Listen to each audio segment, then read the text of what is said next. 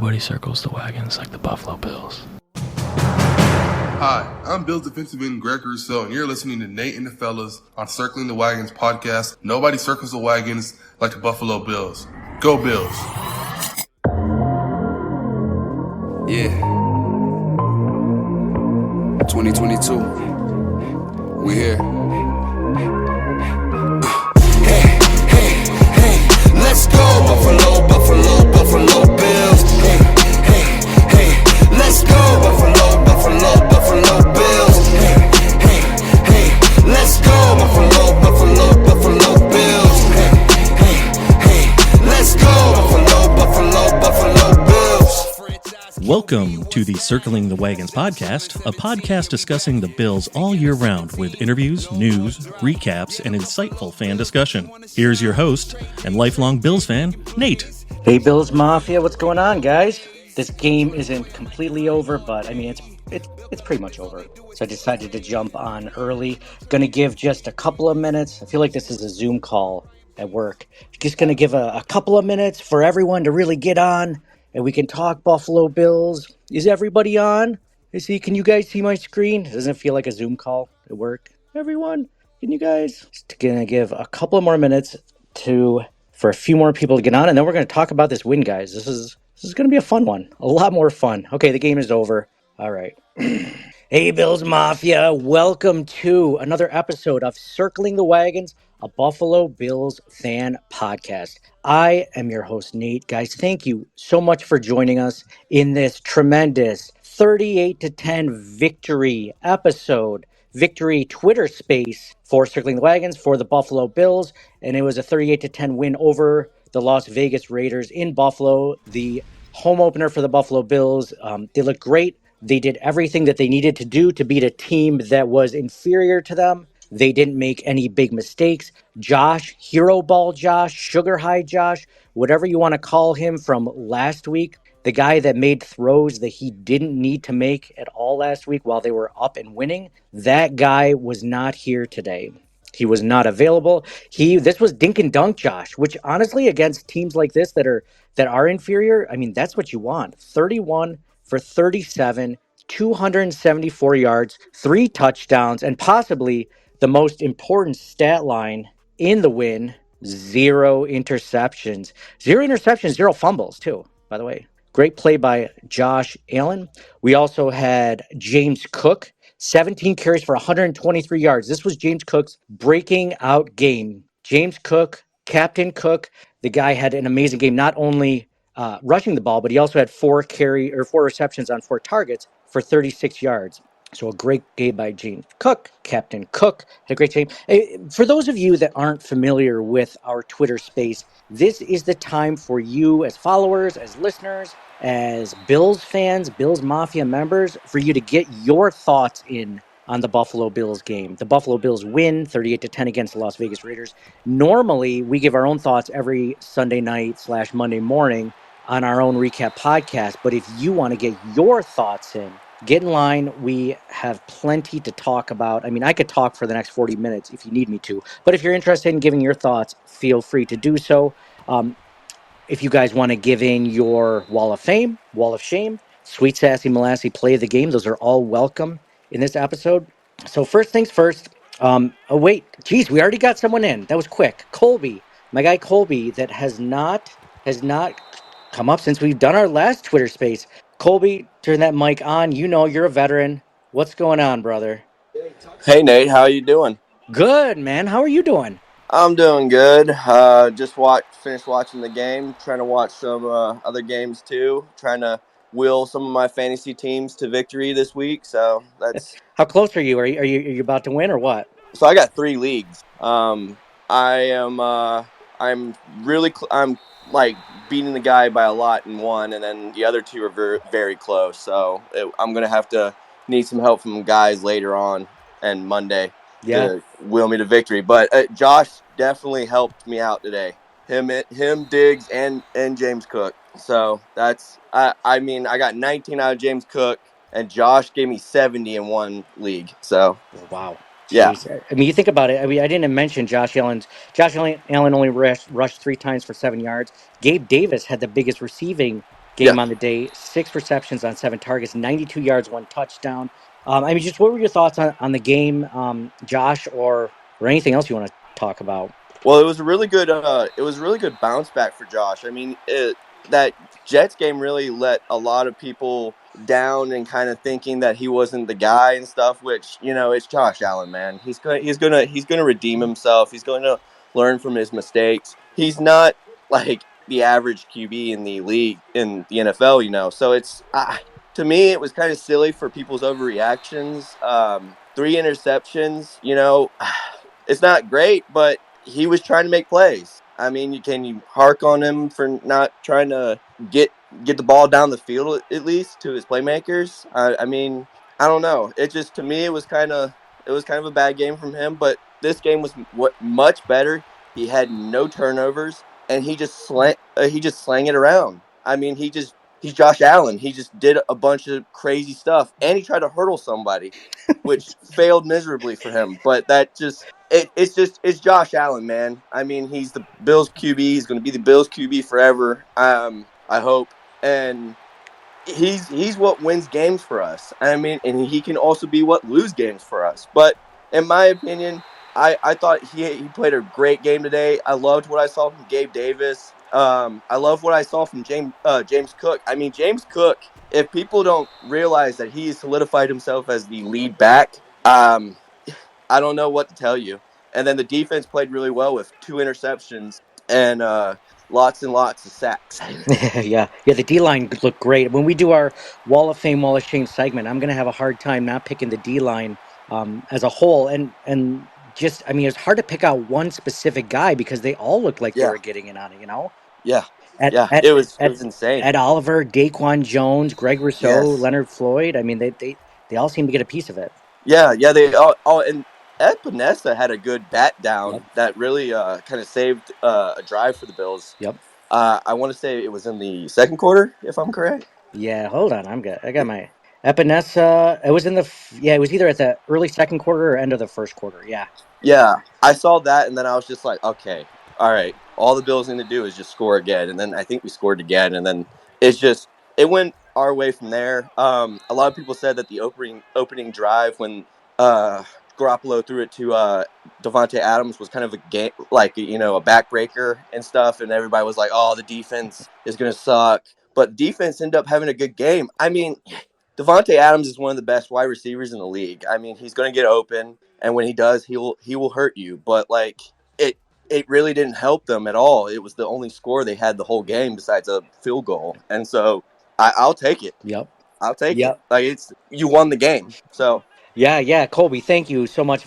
Dude, appreciate you coming on again, man. I know it's been, geez, when was the last time we did Space? 8 or 9 months? You're the first guy in. yeah, It was yeah. good to have you back on, man. Go Bills. Oh yeah, of course. Go Bills. All right, thanks to Colby for coming on and leading us off there. If you guys want to get your thoughts in on the game, feel free to do so. Go over to the, I forget exactly how you do it from your end, but I think you just request to be a speaker, right?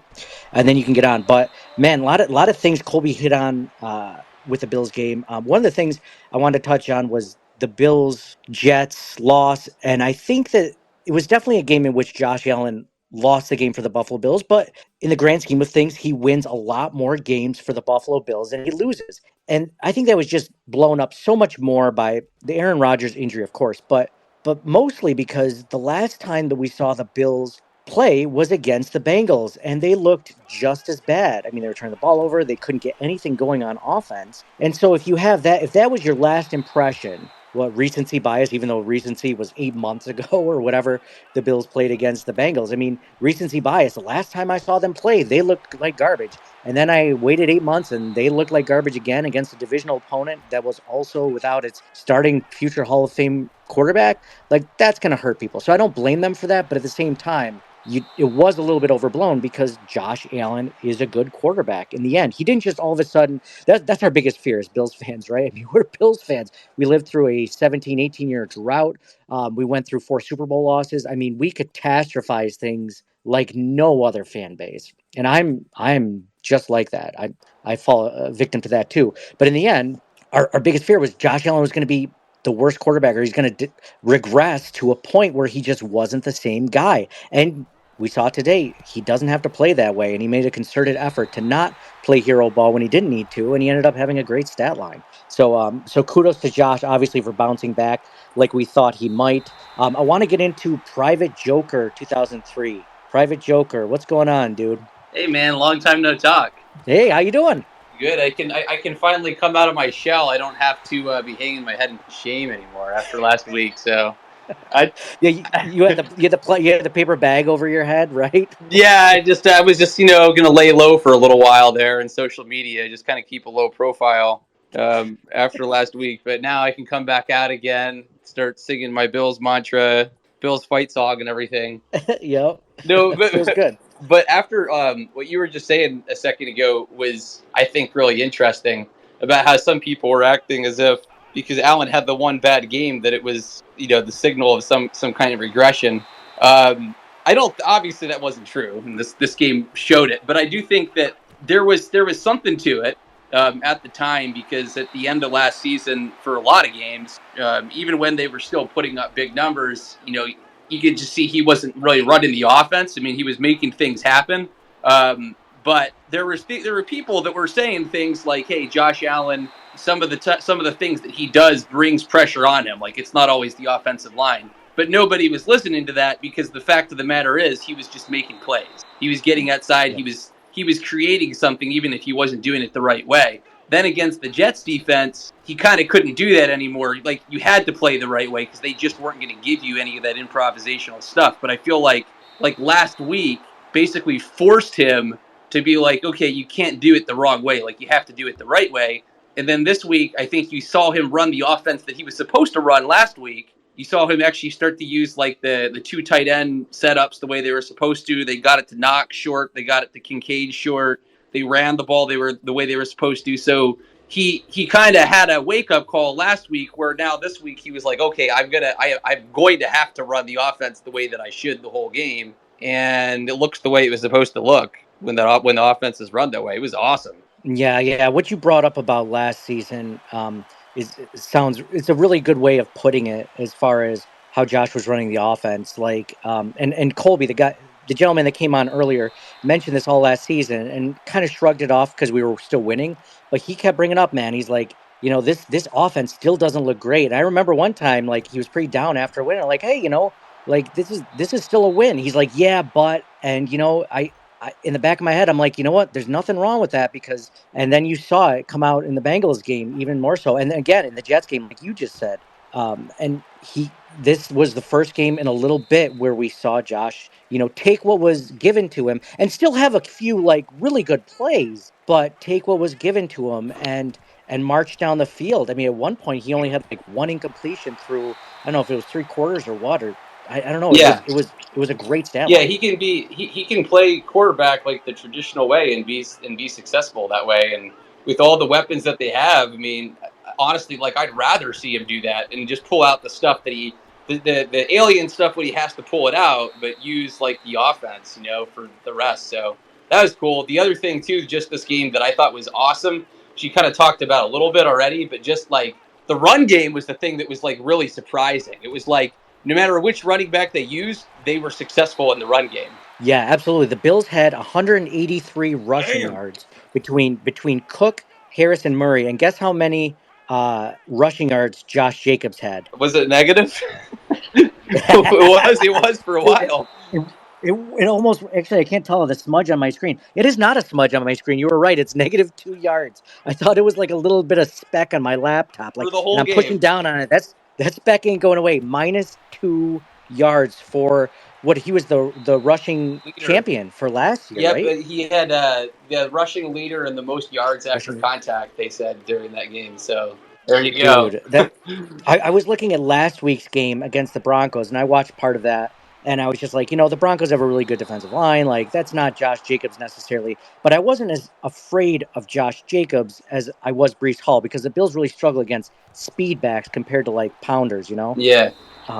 And that was negative 2 yards. So if you look at the Bills running backs versus, Josh Jacobs, I mean, there's a 185-yard difference right there. Hats off not only to the Bills' rush game, like you mentioned. I'm glad you said that because that was a big key to this victory, actually being able to run the ball, unlike last week. But then also the Bills' run defense looked tremendous. Yeah, yeah, they had in the very beginning of the game too something that would. I think Ed Oliver needs his flowers in this game. So I don't know how much he came up on the stat sheet, but I know that within the first like 2 drives, he already had like 2 tackles for loss. One of them was for like a 4-yard loss, and he had numerous quarterback pressures, and he was going to school on the Bills' old right guard Van Roten. Yeah. He was crushing Van Roten. He was going around him, dusting him. He's like, I never got a chance to really face him when he was on the Bills because he was always with the second team offensive line. Yeah. I forgot Van Roten went to the Raiders. So when I saw him playing last week against the Broncos, I'm like, really? I'm like, this might be a good matchup for the Buffalo Bills. Yeah, a rotational dude for the Bills on an offensive line that wasn't even that good last year, and now he's starting for the Raiders. So that tells you quite a bit about the Raiders' offensive line this year, probably too. Yeah, definitely. I'm glad you brought up Ed Oliver specifically because I mean I love what Daquan Jones does. I think he's one of the key linchpins to that defensive line to help Ed Oliver play as well as he does. But when the Bills re-signed or extended, I should say, Ed Oliver this offseason, I liked it. I didn't love it. I'm like, okay, this is good. Like it was for a decent price or whatever. But at the same time, you're like, well, you hope that his best football is still yet to come, that he hasn't peaked, right? Yeah. And I think you might be able to say so far, like he's living up to that contract and possibly exceeding it the way he has been playing the last couple of games. So really hoping that this is just a sign of things to come. So I'm glad you brought him up. Well, here it's like something on that too. I don't want to hog the mic, You're but good. something on that too that I was thinking was, and I don't know like all of the schematic intricacies of what I'm about to say, but I know that that last year Leslie Frazier played a very vanilla front seven where it was kind of more like, hey, you're just going to be matched up with the guy in front of you, and it's like straight up vertical pressure and win one-on-one matchups. With my understanding is that McDermott is doing a lot of like odd pressures where he's like dropping extra people, he's bringing people into the box, and then putting a lot of weird fronts. But I feel like, in the scheme that Frazier was running, it seems like that's asking the defensive tackle to use more power. Mhm. Whereas with what McDermott's doing, that's where you get people in indecision. That's where you're going to win with speed. And my understanding of Ed Oliver is that he's really more of a smaller, speedy defensive tackle. So maybe he's just better in that kind of a defensive scheme, perhaps, than what Frazier was doing with him. Yeah, I mean the consensus it sounds like with Frazier between Frazier and McDermott is that Leslie Frazier's defense was more like you said vanilla and more of a just like hey this is who we are you guys better play better than us to win and we'll switch up some coverages we'll switch up some pressures but for the most part maybe 80-90% of the time this is what you're going to see and you just better be better than us right Yeah. and like you said with McDermott yeah changing up the pressures changing up the coverages maybe half zone, half man, like just changing up the safety looks. Like he's almost like, at least you hope, like a mad scientist back there, like looking to constantly cause confusion. And Jimmy Garoppolo had time on some of those passes, like a lot more time than you would hope, because we just gave a huge shout out to the defensive line. Like there were times where he sat back there and he had time and no one was open. Yeah. He couldn't find someone open or there just wasn't anyone open. So eventually the pressure got to him. But yeah, I mean, hats off to McDermott. So here's a stat for you. We were talking about stats earlier. 450 total yards for the Bills offense, only 240 for the Raiders. It's crazy. So almost 210 more yards of total offense for the Buffalo Bills. I mean, this is the team that you wanted to see. If you guys were down, sure that loss didn't come at an opportune time at the beginning of the season. But I mean, this is the Bills team that we were thinking of. This is the Bills team we were excited about. Yeah. Something about that coverage too. Two people we didn't even like say anything about because really you just hardly saw them even isolated in a position where they had to do much. But so Trey White, like so far in the past game. Now last week he got dogged a little bit. He had made a couple mistakes in the run game where he gave up some stuff. But he looked. I mean, he was locked down. Other than the touchdown catch, that was really just a really nice catch yesterday by that Jets receiver. Where his name's escaping me. Yeah, Garrett Really Wilson. good. Yep, I got you. Yeah, that was more just a really good catch. Oh, yeah. But that was like the only thing that he really like gave up, other than some other just really good passes where he might have been in the zone, but he didn't do anything wrong. It was more like they just found a gap in the zone. But I didn't see him give up like anything today, other than that end around in the very beginning of the place. There was another run play where it looked like that was scripted too, where they might have targeted Trey specifically on the end around. Yep. But aside from that, I mean, like coverage wise, he looks like he's back to the old Trey. And then on the other side, Benford held up pretty well. I mean, I think he got a little lucky not to get called with like pass interference on the one, but Yep. other than that, I mean, I felt like he looks legit. Like it doesn't look like Elam, sucks or Dane Jackson sucks. It just more or less looks like Benford is actually really good. Yeah, I'm glad you brought up Trey White because that first drive looked pretty rough for Trey. I'm sorry, in coverage and defending that end around. And I even tweeted, I'm like, Trey looks rough so far. And then he picked it right up after that first drive. I mean, you rarely saw his name called for something negative. And Devontae Adams was mostly shut down. Just to give you an idea, Devontae Adams had 6 receptions on 8 targets for 84 yards on that one. So considering that Jacoby Myers was out, and I thought he might have a lot bigger of a game. I mean, they all held Devontae Adams in check pretty much the entire game, especially a game where they were down by a lot, so they had to throw the ball constantly. Yeah, besides the first quarter, he had a lot of passes, not really the first drive, I guess, but the first couple drives, I would say, and then he was quiet after that. Yeah, Trey. I'm glad you said that. Trey White stepped up. Christian Benford, yes, I think he did get lucky on that. But on the instant replay, I mean, he did turn his head around and he played. So they never normally pick the flag up against the Bills. I mean, let's be honest, it doesn't happen very often, like if ever. And it happened that game, and I was like, that might have actually been the right call, even though I could have seen it called against him. Yeah, I'll take it. Dude, we have not gotten enough calls for us to be like, I'm not, you know what, you take that one. I'm not going to take it. I refuse that gift. We got 2 pretty fortunate calls this game because that other one too. I mean, the game was already over, but the other one, the illegal hands to the face. Yep. The one that gave that kind of took away the Josh Allen interception. That was more just a good defensive play, I guess, to hit him while he was throwing it. So it wasn't like bad Josh Allen, but it was just another play where I feel like we actually were on the good side of officiating. I know, and that's actually for sure. Because if you think about it, it might be the second week too, and I can't remember all the bad calls against the Bills, but like that Josh Allen fumble that was called back against the Jets. I mean, we're just continuing that trend of getting a little bit lucky on that one. But I'll take it, dude. Private Joker, thank you so much for coming in, man. Like this has been a blast. I hope you're part of a lot more to come, man. Thanks for coming on. Go Bills. Go Bills. Oh yeah, and thank you for your service, of course. Jeez, how could I forget that? Private Joker. He's like, stop. I hate it. Don't keep.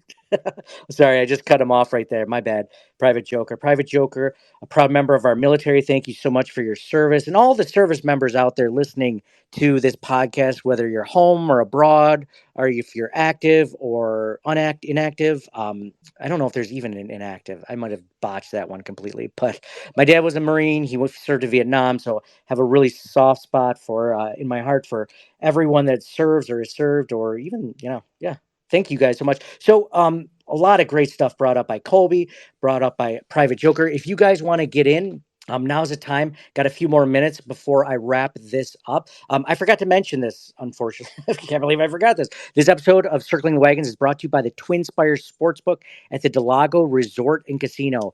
If you are in the Western New York or Central New York area and you got some time on your hands, maybe you're just driving down the thruway in Route 90, get off at exit 41 as soon as you get off. There's the Del Lago Resort and Casino, and it is a fun time. We've been there several times. We're going to set up hopefully a meet and greet in October for any listeners or anyone in the area that wants to come out and have a drink with us. October is going to be a good time for us soon. So hoping to make that work. If you guys want to get in, you just have to request the mic. If you don't, that's cool. I'm going to talk for a few more minutes, if that's all right. I'm not going to give away all my Wall of Fames, Wall of Shames, and Sweet Sassy Molassies. I'm going to maybe save that for the actual pod later this evening. But, dude, we mentioned the Bills running backs. I mean, Damian Harris looked good. Latavius Murray, both Harris and Murray had a touchdown in this game, pounding it through the middle. I was talking about in the offseason, this might be the most legit three-headed running back combo that we've had since Spiller, Lynch, and Fred Jackson, right? Like you have James Cook, who, although I like how he runs inside when he has a clean hole, I love how he bounces outside. I mean, a guy that can gain speed like that that quickly. I mean, he's always a nightmare for the defensive secondary because he keeps getting back there, man. 8-9 yard rushes. I mean, Singletary, and don't get me wrong, I like Singletary, but I think we can all be happy because Singletary had great contact balance, which means people would hit him and he wouldn't go down right away. I like the guy who's so fast that people don't even get a chance to hit him. That's how good he is. And Captain Cook showing up today, like I mentioned, 17 carries, 123 yards, a long run of 36 yards. He had 4 catches on 4 targets for 36 yards. If you were listening to the preview podcast that we did this last Thursday on our feed there, we said the over for James Cook was 12 and a half yards at the time of receiving yards. We're like, this is crazy. You got to bet that one. And he had over 12 and a half yards in his first reception. So that was a good one. Obviously, if you bet the Bills line at -8.5, that was a win for you guys out there. Jimmy Garoppolo, I didn't talk about his stat line. 16 for 24, 185 yards, 1 touchdown, 2 interceptions, 1 great interception by Matt Milano, by the way. Matt Milano, continuing another great season from last season.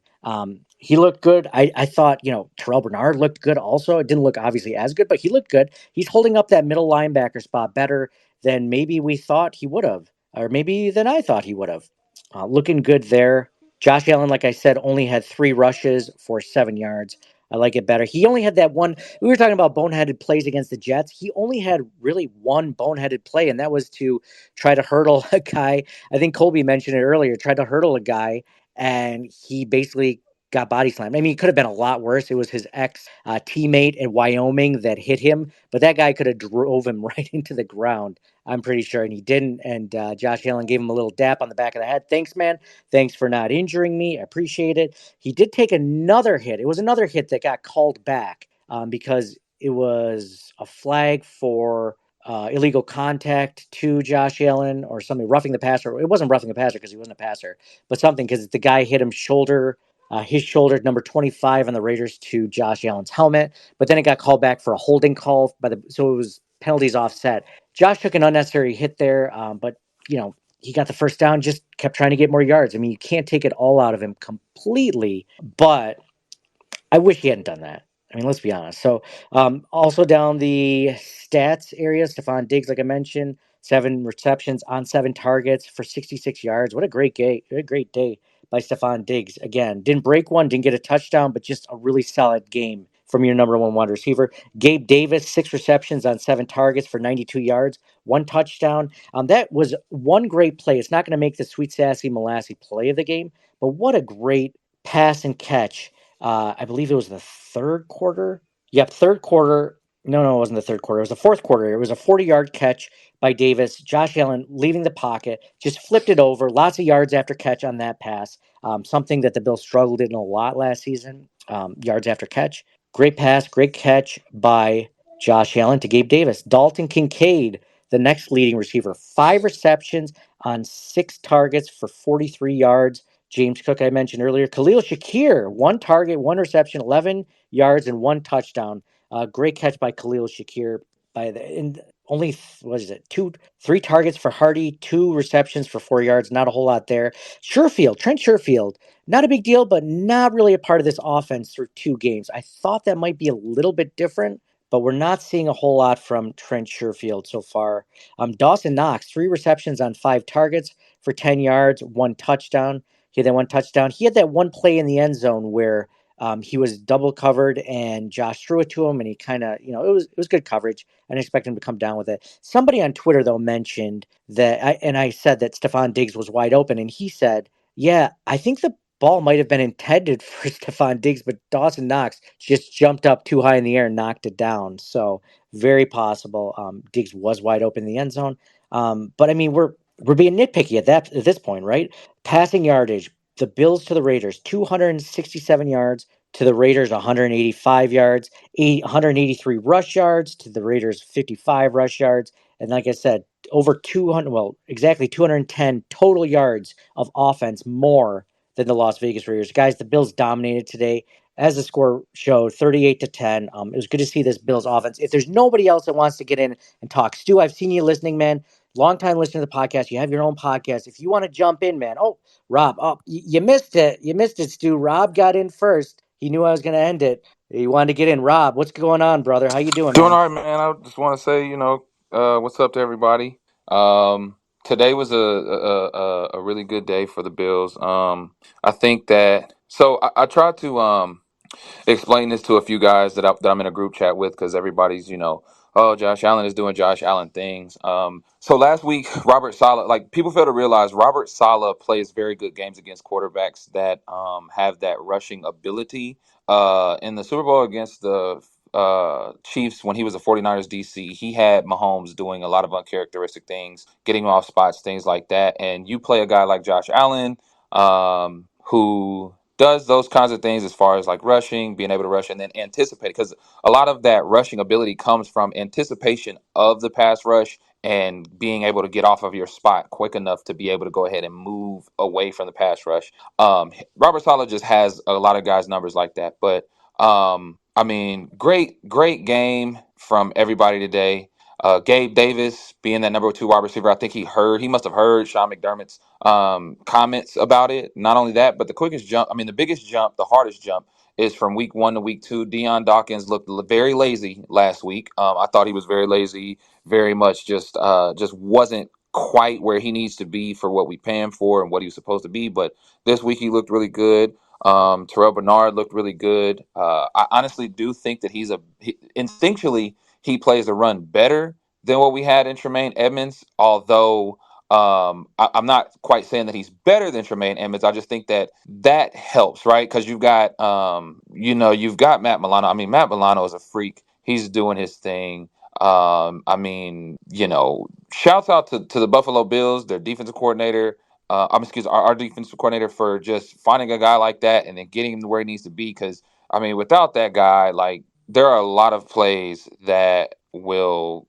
He's amazing. And then not to mention, but I do like the fact that later in the game we started rotating those DBs out, just getting guys up to speed, because at this point you've got guys getting older. Tre'Davious White, later in the season he might bounce back, but he's coming off that.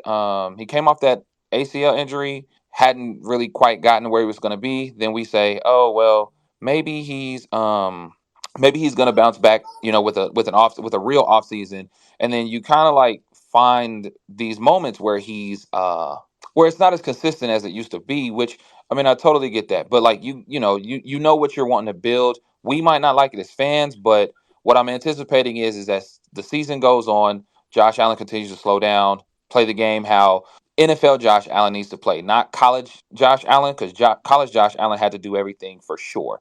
And then even, coming into the NFL, the last couple of seasons, having to change offensive coordinators, whatever. College Josh Allen, which is I call sugar high Josh Allen, college Josh Allen, because that's just, he's the best of the best. He's the prototype.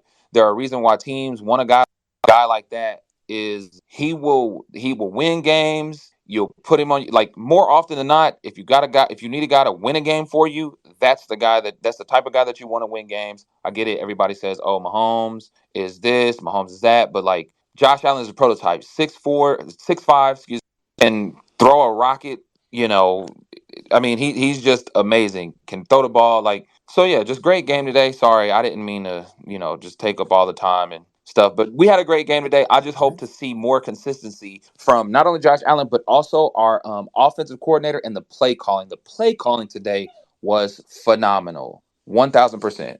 And that's all I gotta say. Go Bills. Thank you, Rob. Appreciate you coming on, man. Go Bills.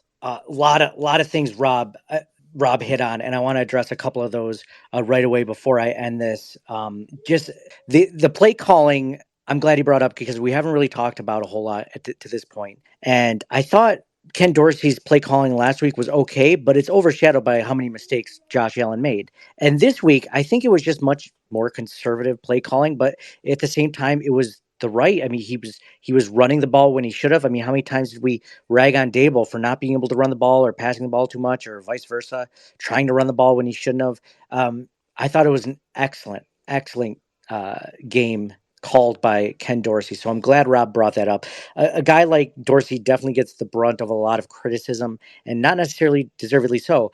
And the thing about Josh Allen, all those things that Rob said, the prototypical size, the traits, the mind. I mean, Josh Allen is a very, very smart quarterback. I know he didn't mention that specifically, but I think that's something we all take for granted because he had the best score of all the quarterbacks in the Wonderlic test the year. I want to say it's like, I think he had a 35 or 36 out of 50, which is really good. Most quarterbacks good quarterbacks are in the 20s, right? So I mean, he's highly intelligent.